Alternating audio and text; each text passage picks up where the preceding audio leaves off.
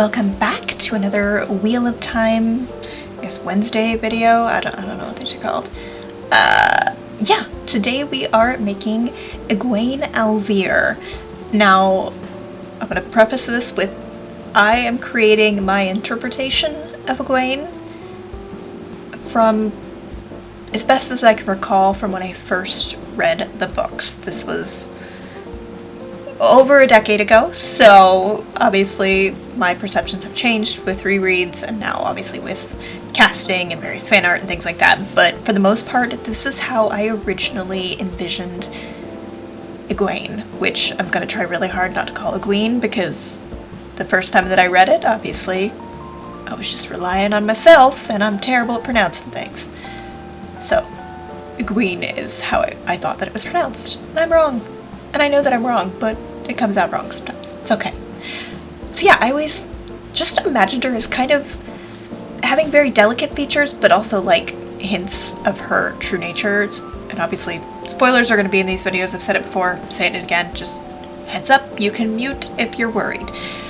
But yeah, just a bit of a stubborn chin, something to her eyebrows, just like little hints that she is definitely more than the village girl love interest that she starts out as. And I really wanted her, I always imagined her have like a heart-shaped face, kind of bigger eyes, almost like an extreme heart-shaped face kind of. And so I tried to really get like almost squidgy, I'm gonna say pug-like because I don't have a better word for everything kind of being all close together, but you know what I mean. Obviously Madeline Madden is incredible in the show, but she really, if I'm being honest, that's more how I imagined maybe Nynaeve looking than Egwene. So it's interesting to see that, visually speaking, I would have swapped the two, but obviously super happy with the way that it turned out. I'm just saying, that's kind of how I would have cast it in my brain.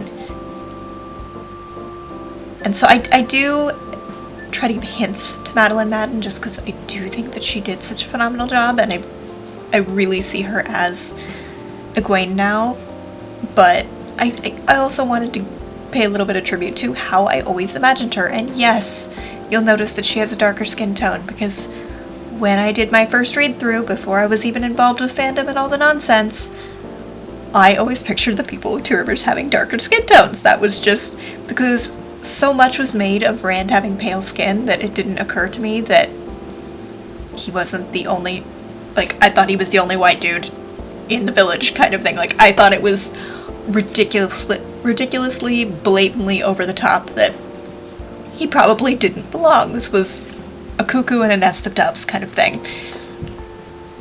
Obviously there's lots of controversy over that. I don't want to talk about it, but if you know, you know, and if you don't, you don't look for it. Just don't. Just be happy and don't get involved because people are crazy. Yeah, they're just, and I say crazy as a certifiably crazy human being, by the way. But yeah, people just go nuts and they get so mad and just calm down. It's, yeah, canon is kind of not explicit enough, and I know it was talked about by Robert Jordan, but at the end of the day, this is just how I imagined her in my brain, and I'm going with it. I do give her a little bit of a smirk. Her jaw kind of comes forward a little bit, not a super underbite, I think is when the jaw comes out further on the bottom.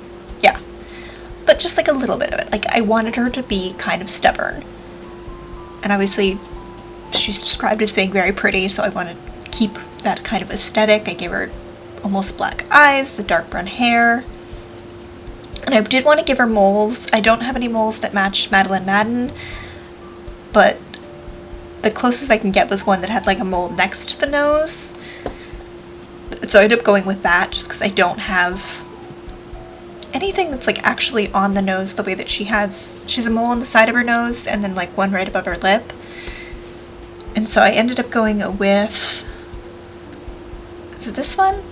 I think it's this one, yeah, because there's a mole right next to the nose. That's as close as I could get. Because I do want to give a little tribute to that. And I looked a bit at some kind of common fan art that you see when looking up Egwene kind of everywhere, but for the most part, I didn't really reference it. The braid was kind of hard because I wasn't sure that I had the exact one in my head, and I was also trying to remember how I originally imagined the braid. I got pretty close with one, because I didn't imagine having a very neat braid. She seemed the type of person a little bit messy. I liked this one, but I think I'm going to save it for a different sim. And then for clothing, I was really torn because I think I ended up going with this one. Yeah, I do. Yeah, clothing I was really torn because, like, as descriptive as Robert Jordan is about clothing, and believe me, I'm probably the only human being that is super duper happy about that.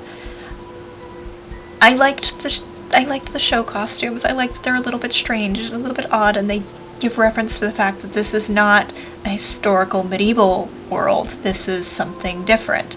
I ended up going for one of these dresses here. I think it's a patterned one. I think it fits with what the show did and with what I wanted to do, so at the end of the day, I'm happy.